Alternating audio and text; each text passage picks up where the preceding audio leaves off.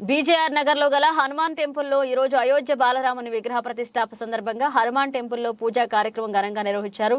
ఛత్రపతి శివాజీ గోశాల ఆధ్వర్యంలో రోడ్డుపైన శివ భజన మండలి సాదాచారి బృందంచే భజన కార్యక్రమం ఘనంగా నిర్వహించారు. గుడి చైర్మన్ రెడ్డిమైన బాలరాజు మరియు ప్రజలు అధిక సంఖ్యలో పాల్గొన్నారు. ఛత్రపతి శివాజీ గోశాల ఆధ్వర్యంలో రెడ్డమైన శివ భజన మండలి సాదాచారి బృందంచే భజన కార్యక్రమాన్ని ఘనంగా నిర్వహించారు. గుడి చైర్మన్ రెడ్డమైన బాలరాజు మరియు ప్రజలు అధిక సంఖ్యలో పాల్గొన్నారు.